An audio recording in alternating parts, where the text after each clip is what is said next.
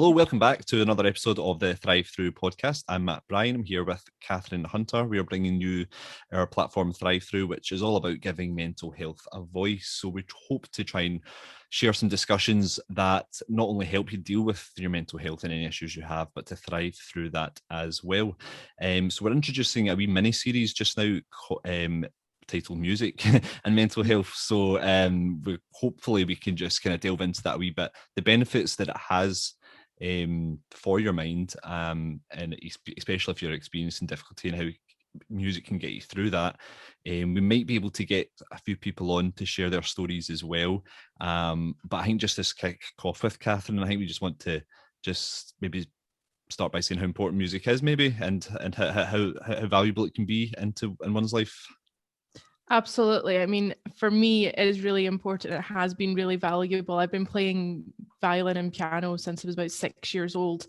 And at the time, I might not have really appreciated it growing up. But certainly after leaving school, and especially in the last year, music has been a very valuable part of my life to help me tackle any mental health issue I might be facing. And it's really important to highlight that music can do that and just how it can do that. I mean, for me, I'm not a psychologist. I don't know the ins and outs of how the technical understanding of it, but for me, I can explain how it's helped me um, throughout the years, and I'm just very, very grateful that I have something that I can turn to if I'm having a down day, and that can relax me, put me back on the right track, and just get me focused and balanced again.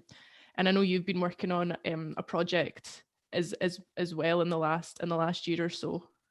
Yeah, no, it's definitely been something that I've always kind of went to through dealing with depression and things like that. It's a release, it's an escape, for me. It's definitely, something I would advocate if you can play music, to use that creative side of you, just to be in your kind of own space, and be expressive as well. I think that was one of the key things that I've always kind of taken from it. And yeah, like I said, I'd hugely advocate that as well. I think at some point we'll go into the kind of technicalities and maybe the more kind of cognitive results of music and mental health at some point. But I think for now we just maybe want to kind of share kind of some of our experiences, and we'll do our best not to make it sound too arbitrary like a lot of things either, because I think people get quite used to hearing things that are good for their mental health without actually going into it. And I suppose that is what we are doing essentially. So yeah, I mean, I know we could maybe just start with listening to music for a start. I think a lot of people find comfort in that, don't they? Yeah, definitely. And it really depends what sort of music you're into, whether you're into classical, rock music, pop music, metal music.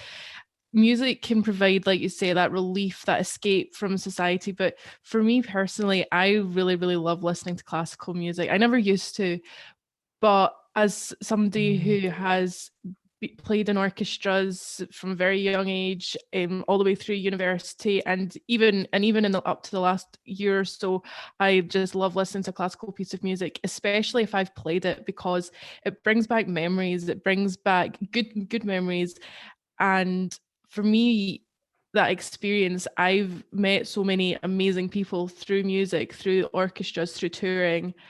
I have built lifelong friendships from it, and listening to that music helps remind me of those friendships, and to to it just points out that, well, I might be feeling alone and isolated at the time that I'm listening to this piece of music. It's not going to always be like that. And I have people supporting me. I've got people who want the best for me, and I shouldn't be afraid to ask for help. And I will frequently, if I am listening to a piece of music that I've played in an orchestra in the last few years and it reminds me of someone, I will message that person and say, oh, do you remember this? And I find it incredible how listening to one piece of music can just make you feel so much better. And I love classical music. I also love film music. Everybody knows I'm a massive Star Wars fan. I love the soundtrack of Star Wars. I will blast it on the car stereo. My partner gets a headache because of it. He just rolls his eyes at me and just goes, all right, whatever makes you happy. Um, but I love that, and he's really supportive, and he understands that if blasting these soundtracks in the car or in the house or wherever we are makes is gonna relieve any tension or anxiety or stress that I'm feeling, then that I have to do it. And it's the same for him. He's in a very high pressure job. He's a complete opposite me. For some reason he likes metal music, but he listens to that in the car, and that helps him relieve stress and tension. So there's just no, Mhm. there's for us there's no right or wrong way. But if listening to music just provides that little bit of relief, whatever kind of music it is for us or for anybody, then we should be able to do that. And I could not recommend it highly enough, and to not worry about what anybody else thinks, and just to do it. Yeah, I think what I love about that is and it's so true, like um being part of a kind of musical community, you're in a very kind of supportive group all the time. The good thing about that is because music is very subjective and people are very supportive, and you say you build friendships. I mean, like just through some recent stuff I've been putting together recently, a couple of people got in touch with me from an old band, and do you know what I mean? It's like we'd kind of, I mean, not spoke so much since then, but just kind of getting back in touch again, and just because we've both been in each other's creative space, and I think that creates quite a kind of special bond sometimes without sounding too over the top. But a lot of people I'm quite close to is because of things like that. I think people can really appreciate when you've been able to kind of share ideas and your creativity. Um, and yeah, I think the thing with listening to music as well, I think it's for me, it's the soundtrack to your mindset a lot of the time. And I think you kind of touched on it there, like, if you use to kind of de-stress you, or just, you want to get your mind in a certain frame. It's for example, if you go to the gym, you might have a bit more kind of upbeat metal stuff, or you might have some kind of rap stuff or whatever for to kind of get you kind of pumped, and in that kind of strong kind of headspace to kind of take on the challenges of working out. Equally, if you want to relax, you could go look for something a bit more peaceful, and having a broad taste in music, I suppose, helps for that reason. But then again, other people, some people have different types of music for different types of moods as well. So it's a really kind of open field that way, and it's been so powerful. Everybody knows that anyway. Everybody knows how powerful just listening to your songs can be, and especially when you're using it for, I don't know, all these kind of different things that you do. I mean, there's one thing I do in the mornings. I was talking to my brother about this the other day, and we both do this similar thing when you get up in the morning. I don't know, it must be a very anxious time of the day when you get up, and the first thing you do is just, there's always a song that's been in your head recently, and just automatically you think to play it while you're getting ready, or something or another. And it is funny how our kind of brains make us kind of think, right, this will help me, kind of push on and start the day, to use a strange example. No, definitely. I mean, I must admit, I used to do that when I actually had to go up and go to work when I was getting ready for the train. Now not so much. Now I just kind of stick on the news and get ready to be depressed for the rest of the day. I don't mean that flippantly, but yeah, no, you're completely right. Like sometimes I suppose I can kind of relate to that in the sense that I've very recently taken up running seriously. I never used to be a massive runner. Could never run more than 20 seconds without wanting to throw up. But I've got a good, like you said about the gym, I've got a good soundtrack. I've got party music, pop music, like that cheesy stuff that you would listen to 10 years ago growing up before you've actually found what kind of music that you like, the stuff that you're supposed to like when you're a teenager. And yeah, so obviously it motivates you to keep running, but again, it reminds you of that kind of happy, time where you didn't really have a care in the world, or the world was new and exciting, and before we had to make all these decisions that would influence like how your life panned out. Sorry, this is getting very sentimental. like but but yeah, so I like listening to that kind of music as well, because it's just kind of it sort of brings you out of yourself a wee bit. It sort of reminds you like, yeah, okay, you're living through a tough time, but you know, it will get better and you'll be able to go out again. You'll be able to see your friends. You'll be able to dance silly moves on the dance floor with them to these silly songs that you all used to love. And again, it's that nostalgia that brings you together. And yeah, so if you've got a certain song in your head and that in the morning, and that's a song that's gonna make you happy and impact you for the rest of the day, then I would suggest, yeah, listen to it, put it on, blast it. Yeah. Doesn't matter what the downstairs neighbors think, just do it.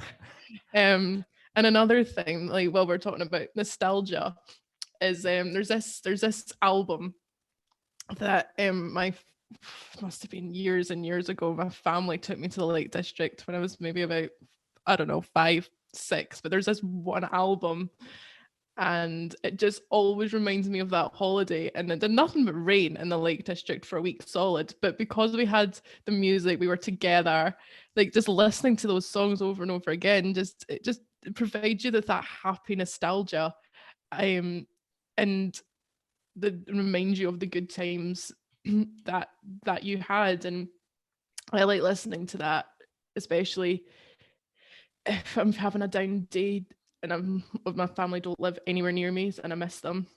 Yeah. Don't want them thinking that I like them if they're watching this, but yeah, I miss them. No, so yeah, I like listening to that, and yeah, it makes me feel close to them. Yeah, there we go. No, it's a strong. I totally agree with the nostalgia thing. I think like music's strongly linked to memory. Like how many times do you put on a song and it reminds you of a person, or it reminds you of a time in your life? And it's so good for that. It's so like it's like it's actually probably one of the top reasons people listen to certain types of music. And I find that kind of fascinating. I think if we shift to like the kind of what we get from it, I think both of us play music, so what we kind of get from it ourselves is, I think we spoke at the start that it's a bit of a release. It's a bit of a for me, I call it a therapy.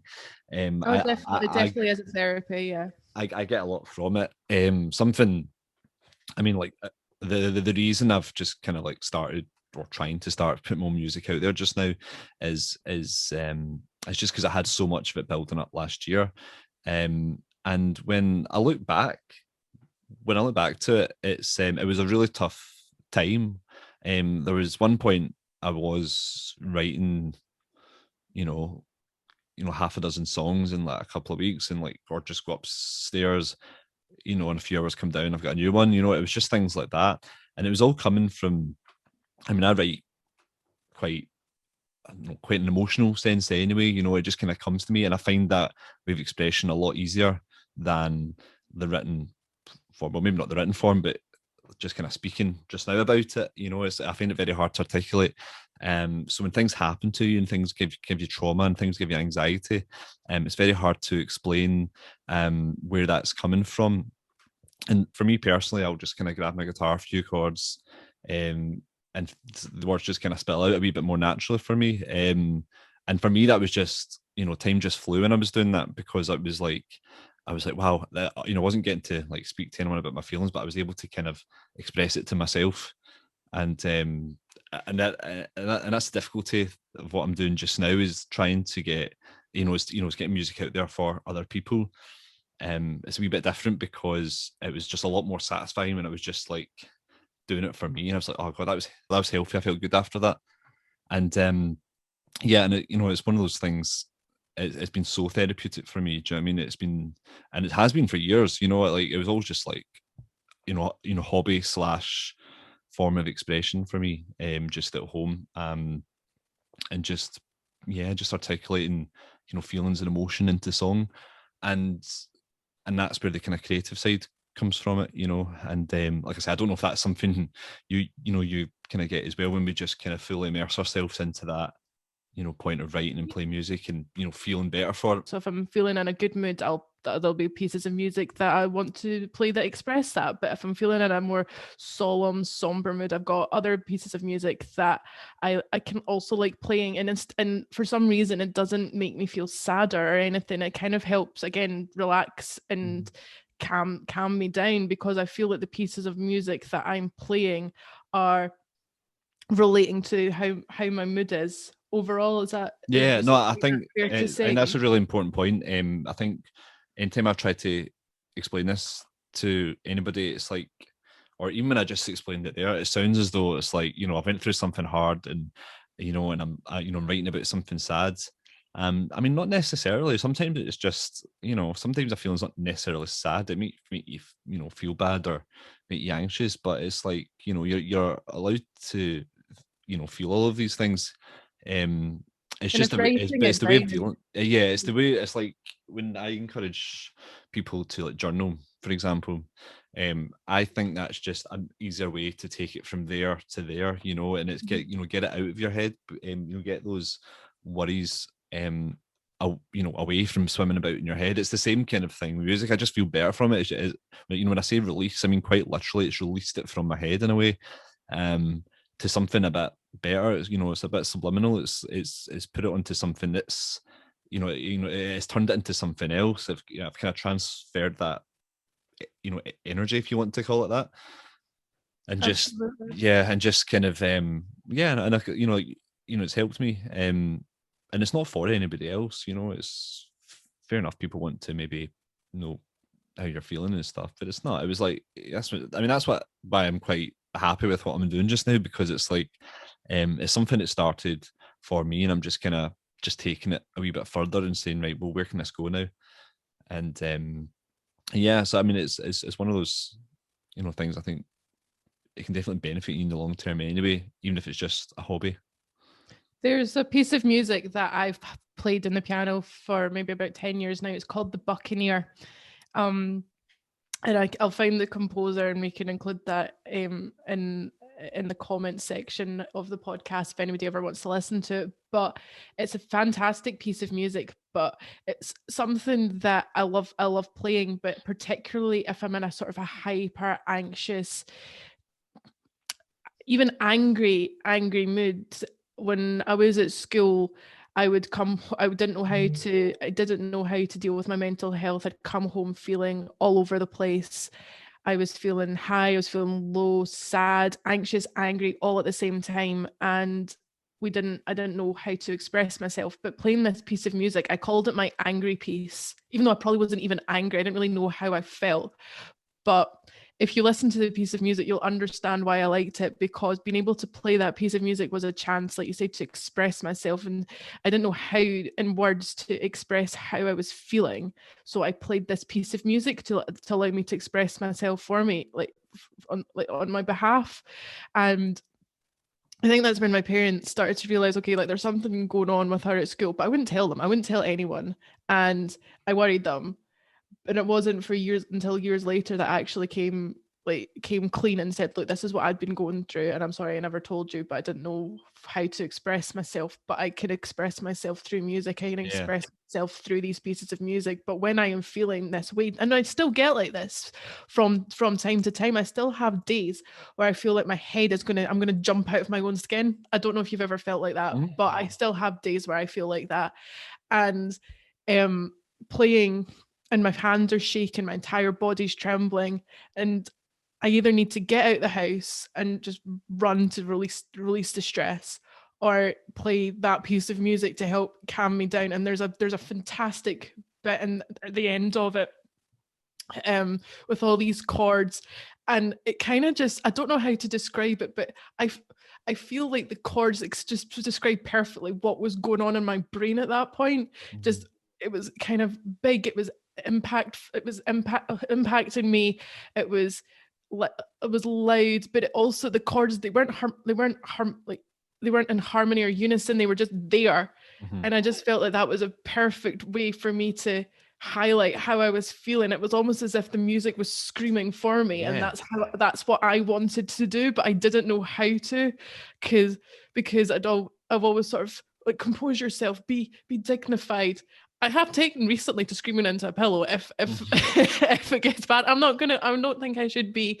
I don't think I need to feel bad about that. If screaming into a pillow at the end of a hard day is what's going to calm me down, then I will do it, and it has done that. But at the past, this piece of music and these chords were the equivalent of me screaming into a pillow, and I just felt so much better afterwards. But I just play the chords again and again and again, and the more I played it, the better I felt.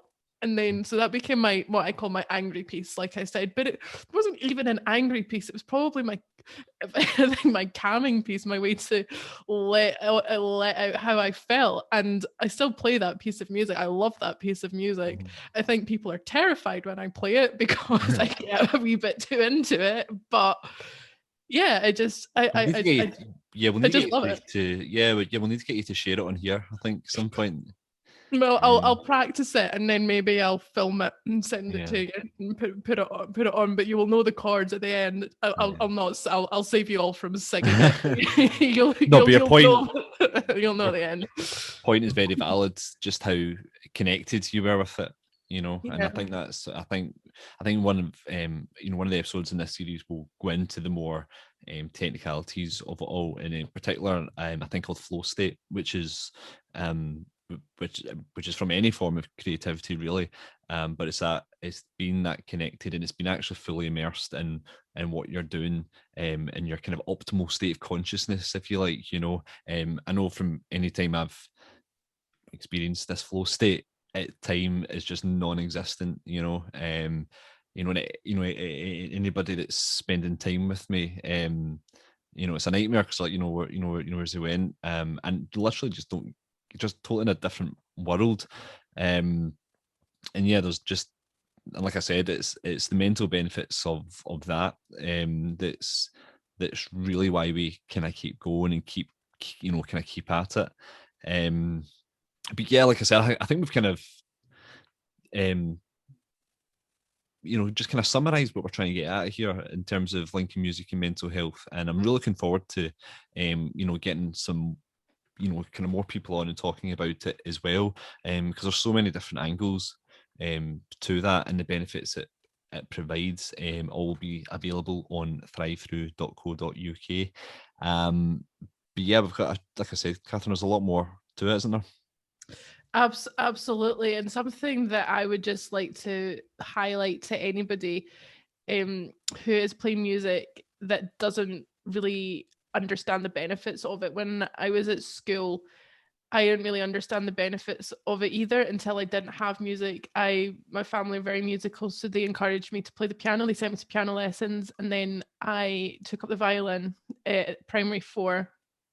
I got lessons through the school, and I played in orchestras, played in bands, but I was never really into it until after I left school. And it wasn't until I went to uni and I went to Classical Caledonian, and there's no music provision. There's no music provision there, and all the people that I'd known from school who were going off and playing in all these fancy orchestras, all of a sudden it hit me. I was like, I actually did enjoy that. I actually did like that. And all of a sudden I was missing something that I didn't have. So I would say appreciate it while you've still got it. And if it's not for you, then obviously don't do it. But if you're missing it, definitely try and get back into it, because I took a couple of years break from playing violin and piano, and I really, really, really missed it. I missed the relief it could provide me. I missed the people it could lead me to. I missed absolutely everything about it. And I'm just so glad that the little voice in the back of my head that says you need to get back into this got louder and louder and louder, until all of a sudden I was like, right, okay, I will join again. And it wasn't a weekly orchestra. I played maybe once, twice, 3 times a year to start with. And then eventually I joined an orchestra full time, and it was, like, honestly the best decision I ever made. Yeah, and I think it'd be very hard not to miss that connection that you have with it. It's a very close relationship when you to that form of expression when you play music. And I think one thing that we both agree that we can take from this as well is that do it for you, not Absolutely. anybody else. I think when people get into music and music production especially, they get quite carried away by trying to appease others, because it's such a brutal kind of market if you're doing it professionally. And I think just as long as you're do it for you first and foremost. Do you know what I mean? Like, that's one thing that I just remind myself of any time that I, try and produce something that I'm trying to put out there. It's like, I've done it for me, I'm happy with it. And, like, and don't let that next stage make you lose control of that, because it's still yours. I mean, like, you still got that, you still have the benefits of how that made what you got from that, and how that made you feel. But yeah, like I said, we've got a lot more coming up on the music side of things. So tune in again for Thrive Through podcast. We are on YouTube, we are on Apple Podcasts and Spotify, as well as all our streaming platforms. And of course, all our content is on thrivethrough.co.uk, where we will be updating the next batch of this series to do with music and mental health.